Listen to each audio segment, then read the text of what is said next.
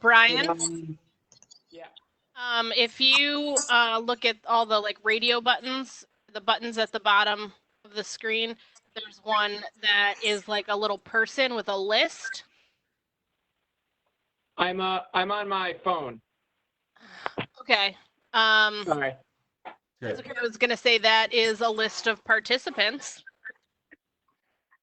I'll run through everyone real quick right now. So we'll start the meeting.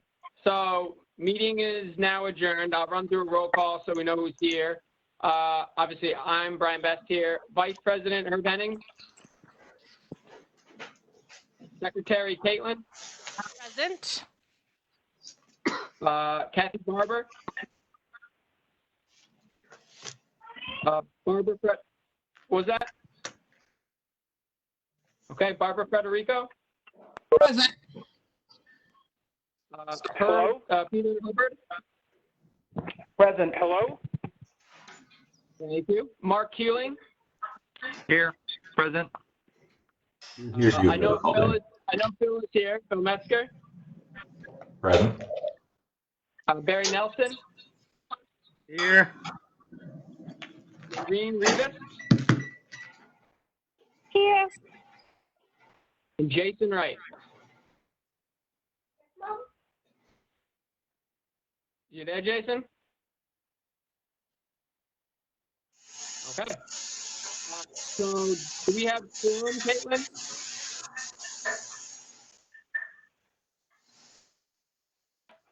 I can't hear things clearly from this end.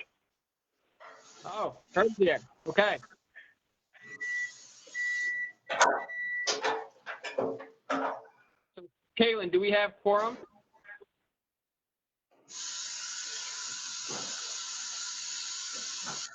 Yes, we have a quorum. Okay, great. So Margaret and start, Luann, please mute when you're not talking.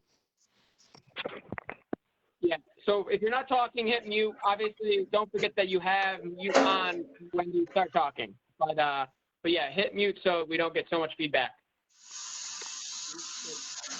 We'll start. Obviously, this is not ideal. We can only do this for a short period of time, but we're kind of situations outside of our control dictate this. So the first thing we want to take a look at is the budget. I know there are emails going around. Did everyone have a chance to look at the budget, and did anyone have any questions?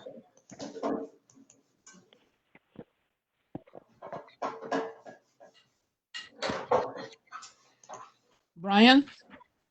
Yeah.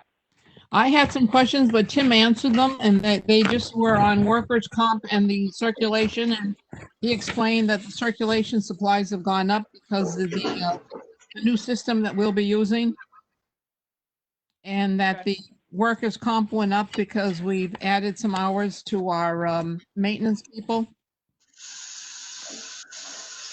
Other than that, I didn't have any questions. Does anyone else have questions? Now's the time.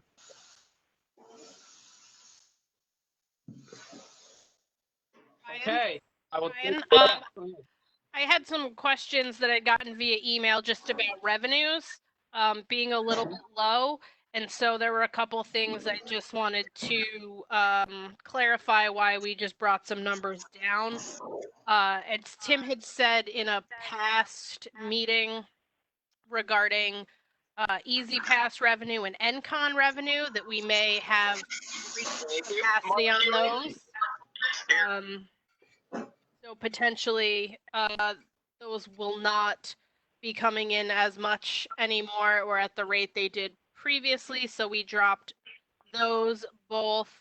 And then we dropped the fines a little bit just because we don't know if they're going to be going fine-free in UHLS for at least the children. So we wanted to include that as a possibility. So we went conservative on the revenue. Okay, thank you. So last call for any questions. Ryan, this is Tim. Yes. I have an observation about that revenue area that I want to run by people And that's that we reduced the price, we reduced the total we expect to collect from photocopying from 9,000 to 4,500. My recollection is that the reason we did that is that I'm recommending we go from 20 cents to 10 cents per black and white copy, and from 50 cents to 25 cents per color copy. Caitlin, is that correct with your recollection? That is correct. We require a vote. The library is not open right now, and the budget doesn't take effect for a while. So I guess we don't require a vote on that concept right now, correct? That was my understanding.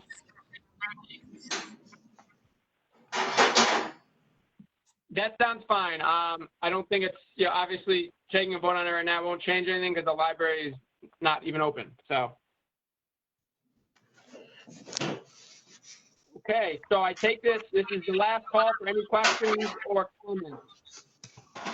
All right, so I'll just run down through the roll call and get your vote. I think that's probably the clearest way. So I, President, vote aye. Herb Hennings. Do we have a motion? That's a The good point. motion is Is there- There's a motion. Motion by Phil, seconded by Barbara, Here. Barbara. Okay. All in favor? We're going to go down the roll call on this. I, President, vote aye. Herb, Aye. Caitlin, Aye. Kathy, Barbara, aye. Peter, Aye. Mark,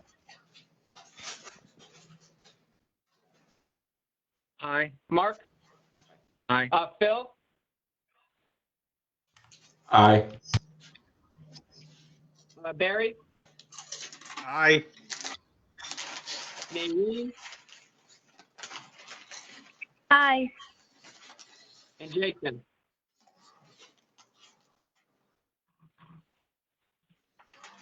Jason? Ryan, I believe you haven't voted yet, right? I think I tried to lead it off with me voting. I voted yes. Okay, so motion is adopted. So now on to the next part, which is obviously the closure of the library. Is that what I had next? I can't find my email that I sent. So I know Corona was next. There are two parts to that. I can pull think it we up just if need you to- want. Yeah, just pull it up. I just want to make sure that I stick with roughly what the agenda is. Okay, I got it. So Ryan, yeah, length of library you have it? closure, Okay. which I think changed since this time of the email I sent. Tim, how we decided, and mostly me decided that we were going to close it till what, April 1st? Right. So the last closed day at present is March 31st, and the first open day would be April 1st. Okay. I did this unilaterally, really based on what the governor had said. They had kind of told local governments to reduce their staff until this date. So I made the call to do this. Certainly didn't take it lightly, and a lot of the reason I wanted this meeting was so that we could, if we wanted to talk about it, we could. This is not going away anytime soon. So does anyone have any thoughts they want to express right now on the library closure or just this situation in general? Its impact on the library. Herb, and my question with that is that it should be subject to change because you don't know what the governor and the powers that be are going to decide, as to when other things are open. Perhaps if the pandemic gets worse, they will keep everything closed longer. Agreed. All right. So To that point, sorry. You got the floor, Phil. Okay. To that point, obviously, you guys made the decision to close without, bringing the board in for a meeting. Do you need the board in for a meeting to make changes to this? Because we're not scheduled to meet in the next 2 weeks, I don't think. And, April 1st is coming up fairly quickly, and my gut tells me that I don't think anybody's opening a library on April 1st. Do you want board input? Would make the call if needed. Obviously, I always feel more comfortable hearing from everyone, but in this case, it wasn't possible. But, obviously, if someone has a feeling one way or another, I'd love to hear it. If we want to pass something that gives us authority, if we don't, quite honestly, I'm going to do what's best for the library, even if we don't do something. I'm not asking us to do something, but I'm just kind of giving everyone a forum to talk. All right. I want to, my opinion is that, the way you're handling it right now, where you and Tim are discussing things and we're being kept appraised as often as possible with any change of information, I think is the best we could really expect in this unprecedented time. And if we continue with that and we're just kept in the loop as decisions are made about adjusting that date, I'm personally comfortable with it. If anybody ends up having a problem, I think we could try to pull together another impromptu board meeting like this and just deal with it at that point. Okay, does anyone have any other thoughts? Agreement or opposed or disagreement? Ryan, can I weigh in there a little bit? Yes. Okay, so I tend to agree with Phil that it's unlikely that we're going to open on April 1st. And if what is emerging from the board meeting here is that you're being given authority to work with me and determine that case by case, I'm totally fine with that. The only comment that I make is that I agree with Herb, whatever we announce, it has to be clear that it's changeable in either direction. We could reopen sooner than we think. We could also reopen later and even much later than we think. I forgot the last part, but basically I think this meeting on the telephone is proving to be hard enough. And I think if we had to do this every time we wanted to extend by a week or two, it would serve the group better just to deputize Brian and put him in charge of that. My 2 cents. That's not.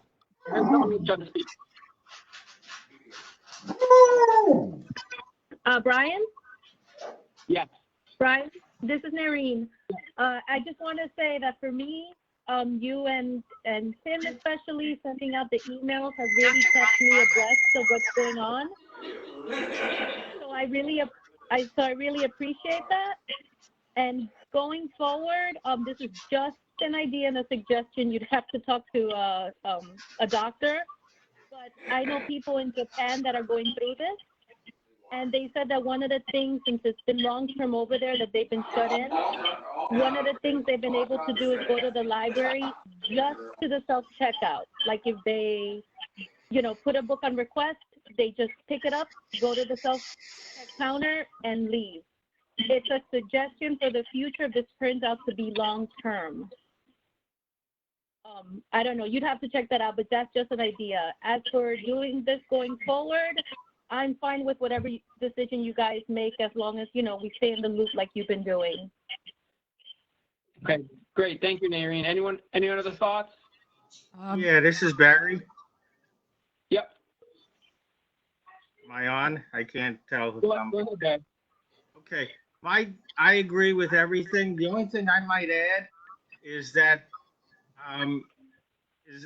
is Herb involved? He is vice president. And I'd kind of think that maybe it should be a three-way decision then between Brian, Herb, and Tim, if that's possible. And especially if Brian is unavailable, that way Herb is completely in the loop and he can make the decision as vice president if the president is not available? That sounds perfect. I mean, should we make it the whole executive team? Like all the officers? Then you might get too complicated. It's only just me, Barry. Oh, okay. Yeah, then I have no problem with that. I mean, I can't see expanding it more than that, but there's no problem having 3 board members involved. And again, that way, if a decision needs to be made quickly and the president is not available and the vice president is available, then, we have a third backup. That's my 2 cents. It's worth at least a nickel. Any other thoughts? Yes, Barbara? Go ahead, Barbara. I agree with Noreen that if there's any way that we can get the public access to, some entertainment or some books or whatever, I think we should. Okay. I'm sure Tim is looking at, all available options that, we can do. So, but Tim, I guess, keep us up with that. Brian, this is Caitlin. Go ahead, Caitlin. I think that Luann has done an awesome job at this point of letting people know what digital services the library has available. While it would be great to open the library, that's a huge meeting place and a whole lot of surfaces to come in contact with and clean. And I think we have a priority and an obligation to keep the staff safe. And I would not want to put them in any sort of risk because you simply can't trust people to not go out and do things if they're supposed to be staying home. I agree.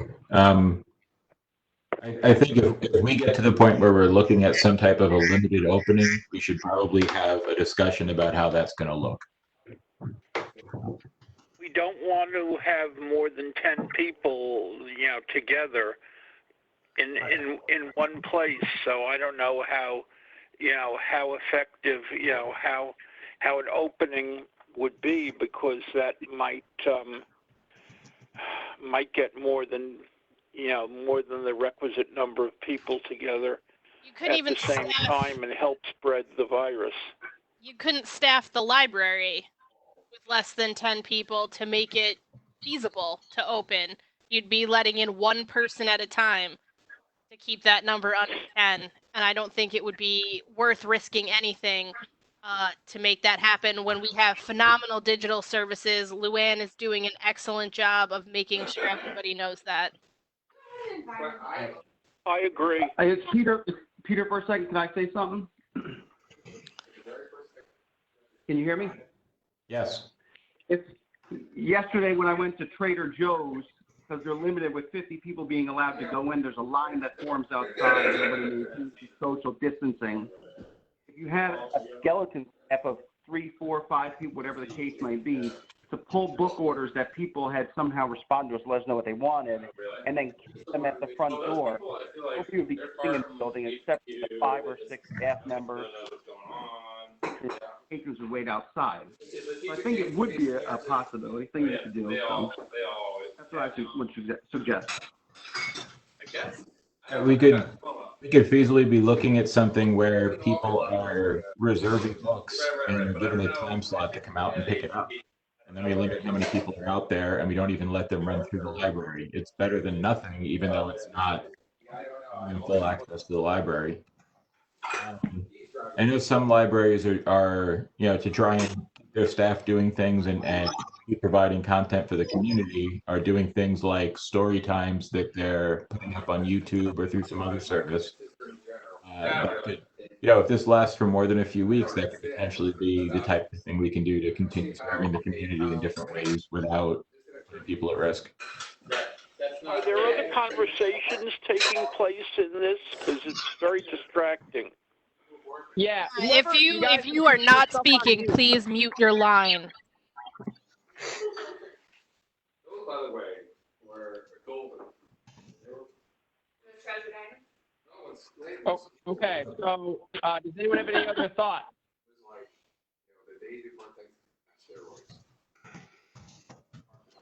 All right. So I guess we'll, Tim and I will take the comments, and we'll do our best as this kind of crisis continues. I'll keep the leadership for the executive team involved. So as we go forward. So the next thing is there any other thoughts or comments on this before we move into executive? Okay. Brian, I don't I'll have, take that. Brian, Yeah, go ahead. Brian, this is Yep. Carol. I don't have any questions or comments on that, but I have another suggestion or a question. During this time, I know Tim and Margaret have permission to sign checks for utilities and whatever, some extra things that need to be signed in between board meetings. During this time, can the board grant permission for us to have only a singular signature on some checks? Because it's going to be difficult to get from Joe Lynch to Loudonville to get 2 checks signed, or try to get one of the board members to sign to do the dual signature.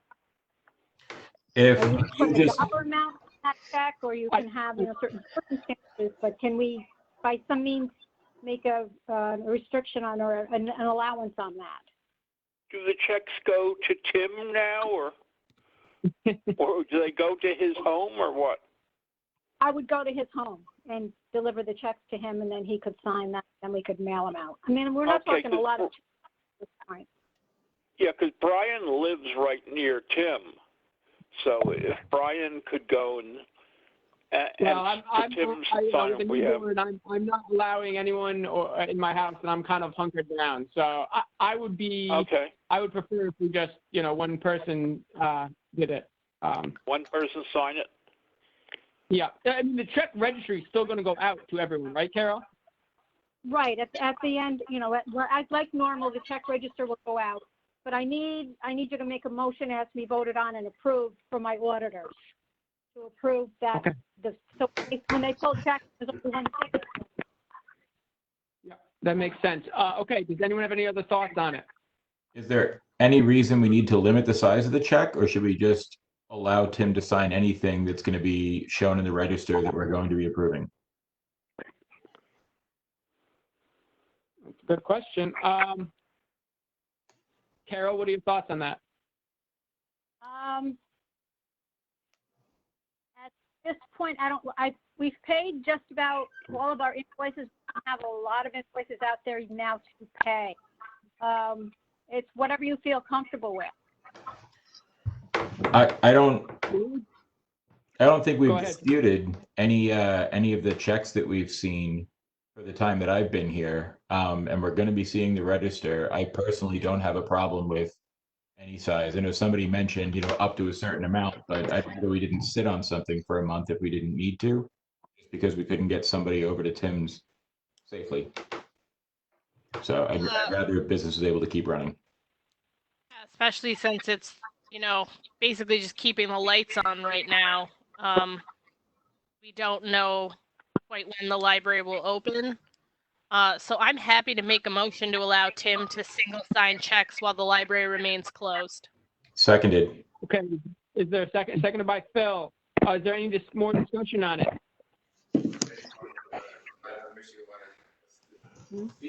Okay. Okay, perfect, thank you. Yep. So let's take a vote, but assuming that assuming everyone votes yes. So is there anyone who wants to vote no on this? I can't hear you. There's too much talking going on. You guys got to try to mute. You got to remember to mute because it's getting difficult. What I said was I'm going to assume everyone votes yes. So is there anyone who wants to say vote no on this? I do. Okay. Barry votes no. Is there anyone else? Brian, can you So just this is- restate, I'm sorry, can you just restate what we're voting on? We're voting to allow there to be one check signer. We'll say the duration of the library's closure. Okay, got it, thank you. So Is there any other no votes? Okay, so it's Barry is a no, but everyone else is a yes, so the motion passes. I have a question, please. Okay. Before, Yeah. before executive session, the other thing is, we did email out 2 most recent check registers, and we would love to pass them if people have had time to review them.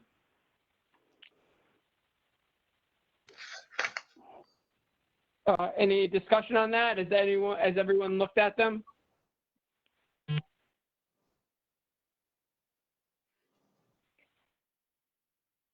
Okay, so is there a motion to approve this?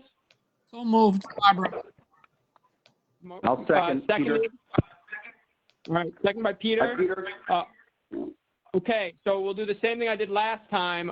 So assuming everyone votes yes, is there anyone who wants to vote no?